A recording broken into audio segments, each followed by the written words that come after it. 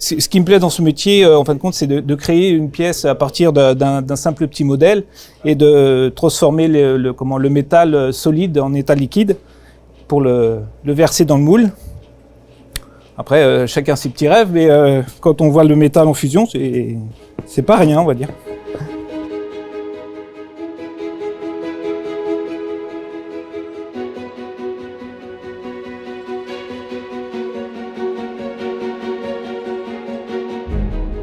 La métallurgie dans le pays de Châteaubriand, c'est 11e, 12e siècle. On retrouve des traces dans la forêt de Domneige, entre autres, où on trouve des traces de bas fourneaux. Le site ici, lui, il se situe plutôt au milieu 16e, début 17e. Il y a 2 sites de forge, en fin de compte, sur la Linaudière. Il y a le site des forges de la Linaudière ici, et il y a le site de Chahin qui était relié au site des forges de la Linaudière, entre autres par l'atelier de Fandry. Les premières traces, c'est 1636. C'est les premières traces écrites de fonctionnement de la forge de la Linaudière. À l'époque, les seigneurs du territoire ont beaucoup de forêts. Et le bois, ils le vendent uniquement pour faire du bois de chauffage. La technique des forges wallonnes nécessite énormément de charbon de bois et de bois. Donc, ils sautent sur l'occasion pour rentabiliser leur forêt. On a du minerai, on a de l'eau, on a des forêts qu'il faut rentabiliser. Et donc, on va rentabiliser les forêts. Et les forges de la Linaudière, le seigneur de Sion, qui va lancer l'opération, va louer sa forge comme on joue une ferme, et avec dans sa location un bail précis concernant le bois. Tout le bois que va utiliser la forge, il sera obligatoirement pris dans les forêts du seigneur. Ce qui permet, sachant que la forge de la Linaudière, on consomme entre 9 000 et 10 000 cordes de bois par an, ce qui correspond à 150 hectares de bois de 20 ans, ce qui permet de rentabiliser les forêts et d'avoir en replantant, avoir une rotation permanente. Donc c'est une ressource permanente pour les seigneurs.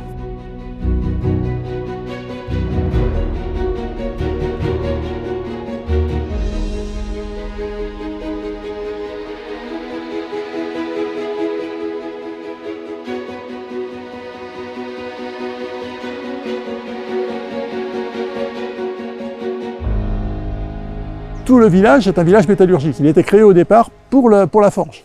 Les villages de forge, c'est comme les villages de mineurs. Il y a à la fois les corons, les habitations, et puis à la fois le bâtiment industriel. Et donc là, on trouvait sur le site les deux. La particularité des forges, de toutes les forges de la région ici, c'est qu'elles fonctionnent uniquement quand il y a suffisamment d'eau. Donc elles fonctionnent entre 4 et 7 mois par an. Et donc quand elles travaillent à plein, c'est-à-dire l'hiver, il y a à peu près 50 personnes qui vont travailler sur le site ici. Mais pour faire travailler ces 50 personnes, il faut à peu près 450 personnes. En gros, c'est 500 personnes qui vont travailler pour les forges de la Linaudière.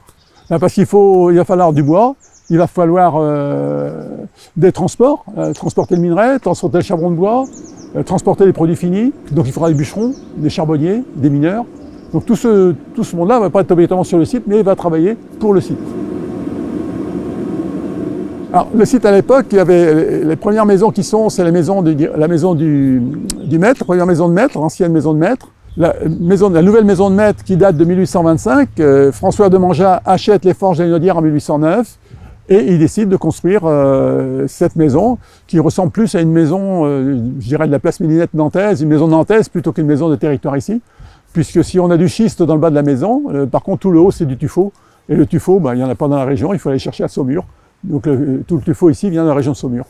Le reste du village, juste en face, on va retrouver la maison du directeur, qui date aussi du début du 7e, avec une petite tour à l'arrière qui, elle, qui est plus récente, date de 1785, du deuxième propriétaire du site qui va engager des frais sur le site, c'est le prince de Condé.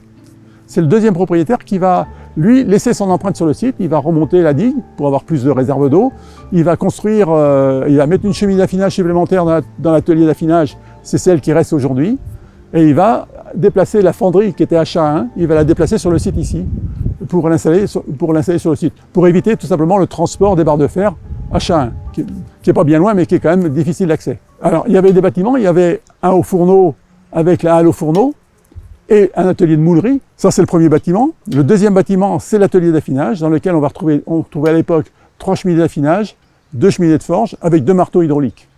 Et puis le troisième atelier, c'est l'atelier de fonderie, où là on va transformer les barres de fer produites dans l'atelier d'affinage et de forge, on va les transformer en barres de fer aplaties, on va faire des aplatis et des baguettes de fer qu'on va vendre. Et juste à côté, il y avait un atelier de clouterie.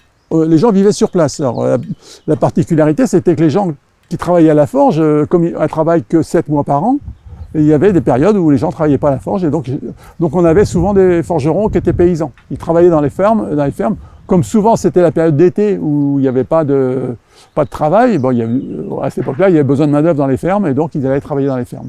Il y a un métier dans la forge qui est le métier de maître, maître fondeur, maître affineur, maître fendeur, maître souffletier et maître charpentier.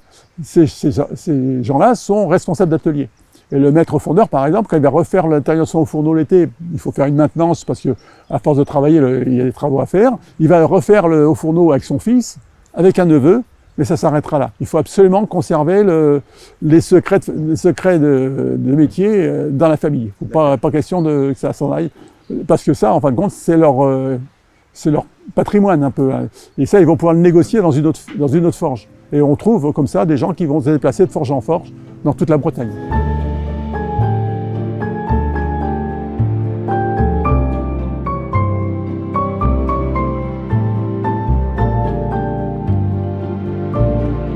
À l'époque, les forgerons étaient enviés des paysans, puisque les forgerons, eux, quand ils ont fini leur journée, ils sont payés en monnaie, en argent, alors que souvent dans les fermes, à l'époque, quand on travaille dans une ferme, on est payé en troc, hein, c'est-à-dire qu'on a du beurre, du lard, mais pas d'argent. Donc l'avantage des forgerons, c'est qu'ils achetaient ce qu'ils voulaient avec l'argent qu'ils gagnaient. Les matières premières, la principale source de matières premières ici, c'est la mine de Rouget, parce que c'est la plus importante, elle fournira à peu près 80% du minerai ici. Il y aura un petit peu de prix à Saint-Aubin-des-Châteaux, puisque l'hiver, les conditions de transport ne sont pas idéales, et donc c'est très difficile d'aller à Saint-Aubin-des-Châteaux. Donc on ira plutôt quand on ne peut pas aller à Rouget, on ira à Saint-Aubin-des-Châteaux. Et puis le troisième source, c'est Herbray, parce que Herbray, il y a un minerai qui est plus facile à couler, et si on veut faire des pièces en coulée, hein, remplir des moules, eh bien, il nous faut mieux utiliser le minerai d'Herbray.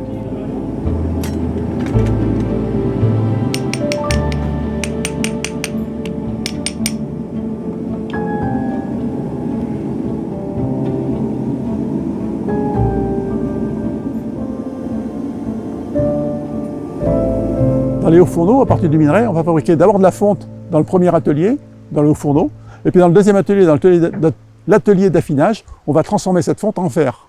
Donc on aura deux fabrications, des fabrications en fonte, où là, comme la fonte c'est une matière qu'on peut couler, et bien on aura des pièces coulées, des marmites, des bassines à faire fondre à canne à sucre, du lest de bateau, des plaques de foyer, des pierres à galettes, bon, tout un tas d'ustensiles qu'on va pouvoir fondre. Par contre, dans l'atelier d'affinage, là, et de forge, là, on va faire des barres de fer qu'on va retransformer après, puis on fera des socs de charrue ou des étrepes, puisque les étrepes, c'est un genre de faux pour couper la lande, et il y a beaucoup de production d'étrepes ici sur le site. Alors, les produits ici vont partir dans 4 directions différentes. La première direction, je dirais, c'est Nantes. Et on va partir d'ici en chariot, parce que la Cher n'étant pas navigable, on part en chariot vers Nort-sur-Erdre, et à Nort-sur-Erdre, on descend l'Erdre pour arriver à Nantes. Les autres directions, ce sera Vannes, Lorient et Bordeaux. Vannes, Lorient, Bordeaux, ben ici on partira d'ici en chariot toujours, on ira vers Port-de-Roche sur la Vilaine, on basculera tout le chargement sur une péniche qui descend la Vilaine jusqu'à Redon, et à Redon on partira sur les différents bateaux pour rejoindre les différents ports concernés. Quand on regarde les statistiques de la Révolution, les forges de la Lignaudière sont, avec les forges de Moidon, les principaux sites industriels de Loire-Atlantique.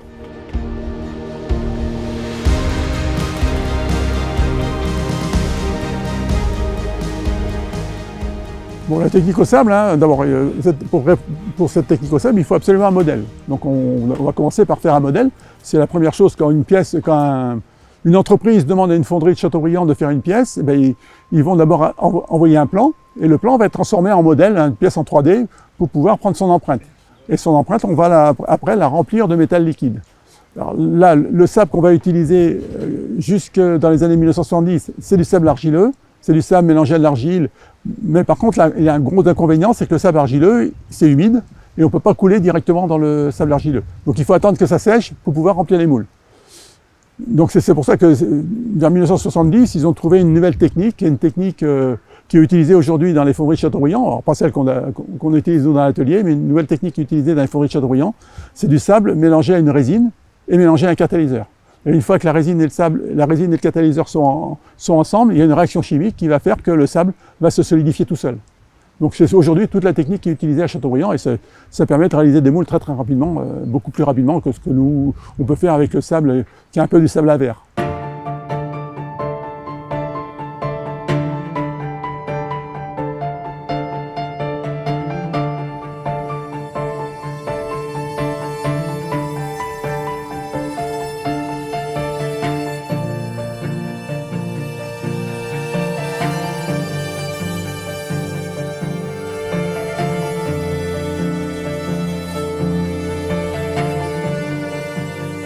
Le but de la fonderie, tout simplement, c'est de recopier un modèle. Donc ce modèle-ci, c'est une planche en bois avec des lettres. Donc ça sera une plaque de rue.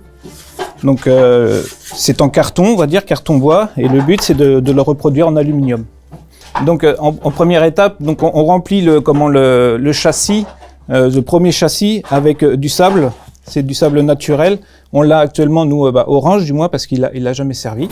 Il est tout neuf. Une fois qu'il a pris le feu, comme on dit, il noircit tout simplement. Mais il est réutilisable.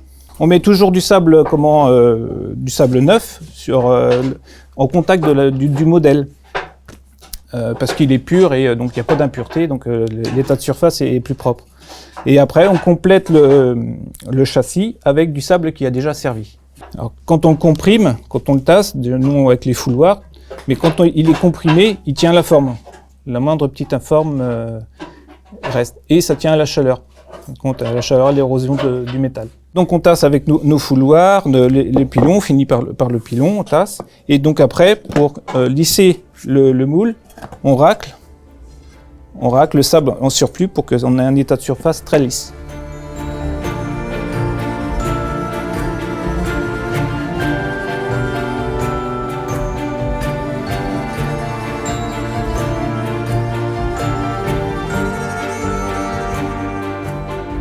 Je peux l'enlever.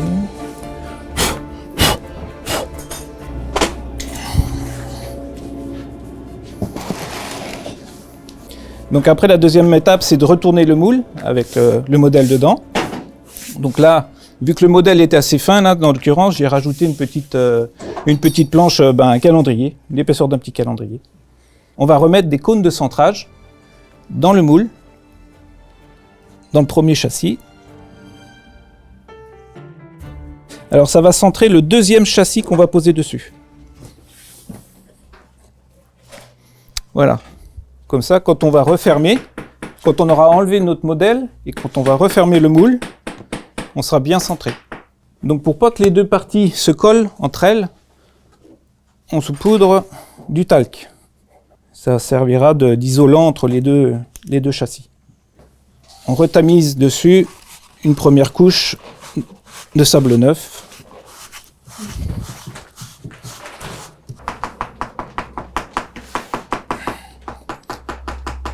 On appuie légèrement dessus le modèle avec les doigts. Normalement, on doit sentir le modèle pour la première couche.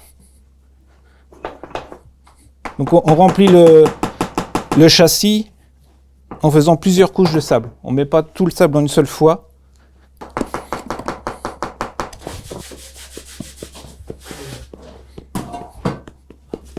Là, on va renouveler encore plusieurs fois. On rajoute du sable.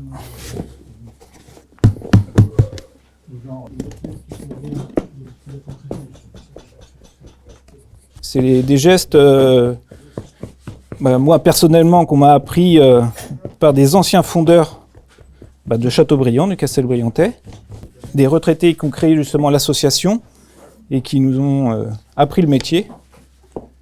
Pour apprendre le métier, il faut plusieurs années ou bien peu d'années, mais faire beaucoup de pièces, donc c'est assez aléatoire. En sachant que les pièces, vous pouvez avoir des pièces très simples ou des pièces assez complexes. Comme là, le principe de la plaque, c'est très simple, on va dire, c'est la base.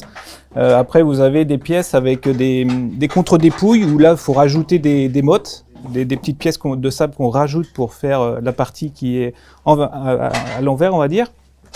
Et après, vous avez comme de style des pièces avec des petites statuettes où là, vous avez des contre-dépouilles plus un noyau à l'intérieur. Donc là, ça demande vraiment de la maîtrise Et ça, on apprend en faisant. Donc, il faut plusieurs années, on va dire, pour bien maîtriser chaque petit problème et puis être très patient surtout. On peut dire que déjà, on est la seule association de France à pratiquer cette fonderie au sable.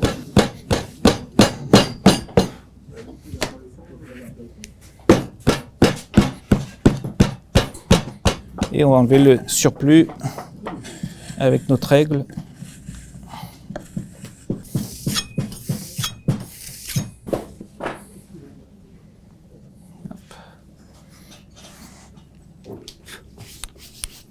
Je vais le retourner.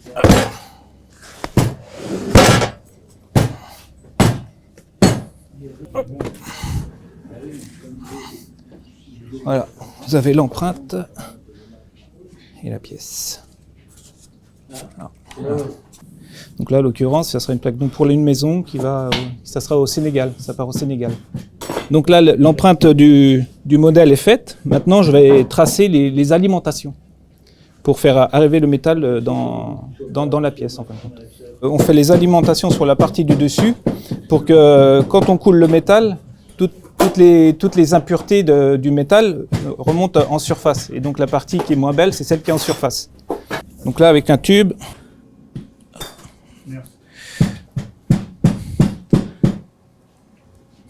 donc là, ça c'est ma descente de coulée.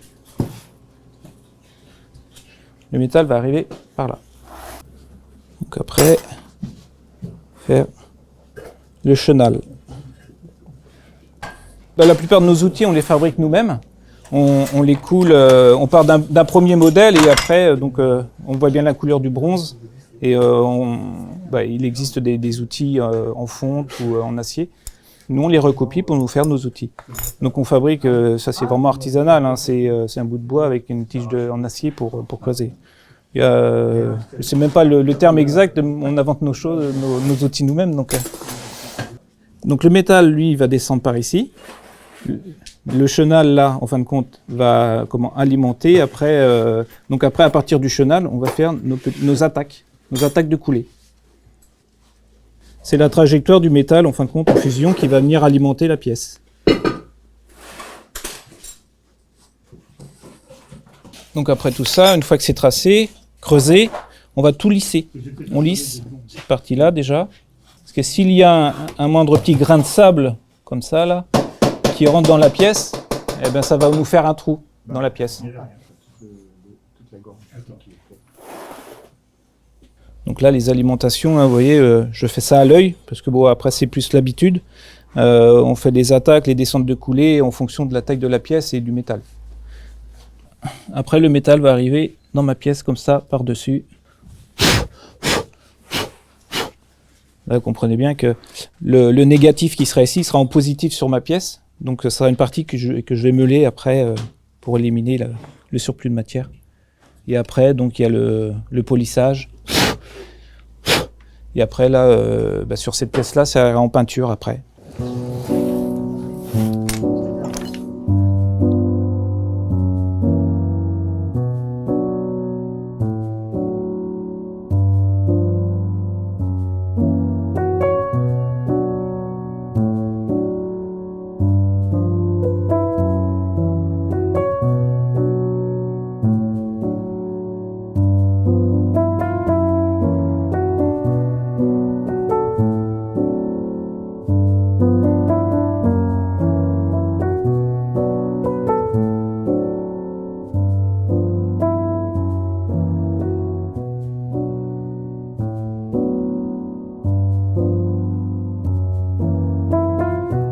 Quand le métal va arriver dans le moule, il faut que l'air s'évacue en fin de compte. Donc on fait des évents. En fonction de la taille de la pièce, quand c'est des petites pièces comme celle-ci, on fait des pattes d'araignée qu'on appelle. C'est des petits, là on peut en faire, des petits S comme ça dans le sable. Comme ça le métal arrive et s'évacue par ce petit tracé. Et en fin de compte, le métal se fige, lui, au bout d'1 centimètre. Donc il n'y a pas de fuite au niveau du moule. Mais là, en l'occurrence, c'est une grosse pièce, du moins une grande pièce. Donc là, il faut que l'air s'échappe. Donc là, je vais faire juste en plein milieu plus ou moins au bout de la pièce, là. Je vais faire 2 trous. Comme ça, on est sûr que l'air va sortir.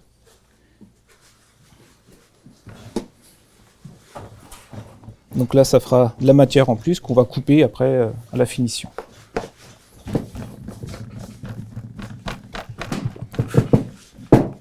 Le moulage est terminé. On va refermer les deux châssis. Donc là, vu que c'est une grande pièce sur un moule, un châssis qui est assez réduit, on va mettre un filet de colle tout autour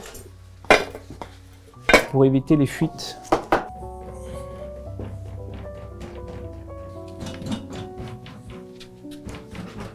On attaque une dernière fois.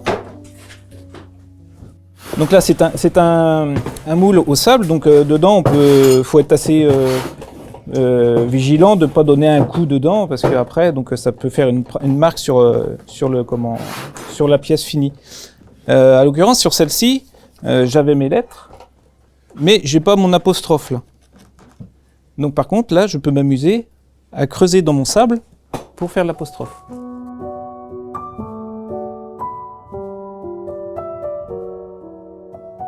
Voilà, donc maintenant il n'y a plus qu'à fermer et couler le métal.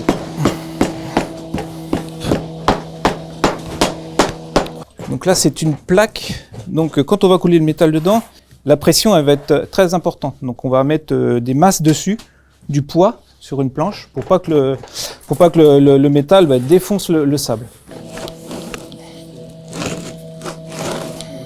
Donc là je vais remplir une petite boîte de conserve qui va servir d'entonnoir pour verser le métal. Donc je vais faire un entonnoir dedans et en fin de compte cette partie surélevée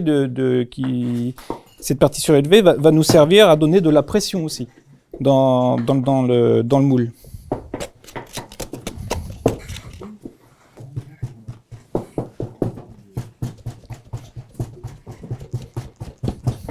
On va faire un trou dedans du même diamètre que la descente de coulée du moule. Hop.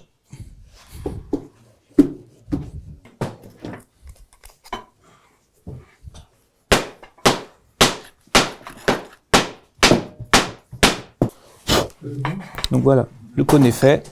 On n'a plus qu'à le poser sur le moule.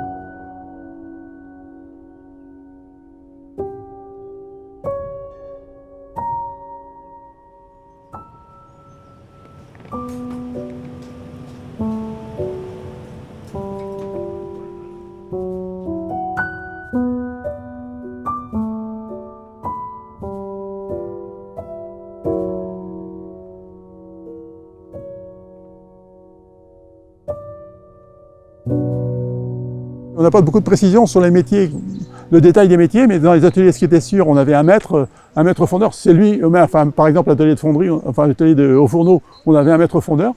C'est lui qui a les compétences techniques, c'est clair. Après, il y avait des valets pour pouvoir travailler et des petits valets, puisque là, le travail des enfants sur les forges à l'époque, il y avait systématiquement du travail d'enfants, puisque les enfants. Mais par contre, il y a une réglementation spéciale pour les enfants, puisque les enfants de moins de 12 ans n'avaient pas le droit de travailler plus de 10 heures par jour. Et quand on regarde les statistiques, le recensement de 1841, c'est le premier recensement où on arrive clairement à identifier les sites des forges léoninières. Quand on voit les métiers des gens dans les maisons, il y avait des enfants de 8 ans, ils étaient forgerons. Donc dès 8 ans, ils travaillaient déjà à la forge. Les femmes travaillaient aussi. Évidemment, elles ont des choses qui puissent faire, parce qu'il y avait quand même des choses dans les ateliers, hein, il y avait des postes très difficiles, entre autres. Il y avait le haut fourneau, le haut fourneau, il y avait la chaleur. Mais ça, limite, on pouvait encore éventuellement se protéger. Dans l'atelier d'affinage et de forge, là, les conditions sont simplement plus difficiles, parce qu'il y avait 5 cheminées, il y avait 2 marteaux hydrauliques qui fonctionnent à entre 70 et 200 coups minutes, et il y avait de la poussière, puisque quand on sortait le fer du creuset de la cheminée d'affinage, il était plein de charbon de bois, donc il fallait retirer le charbon de bois, donc il y avait des charbons de bois dans l'atelier. Donc il y avait de la poussière, donc il y avait des conditions de travail quand même très très difficiles à cet atelier.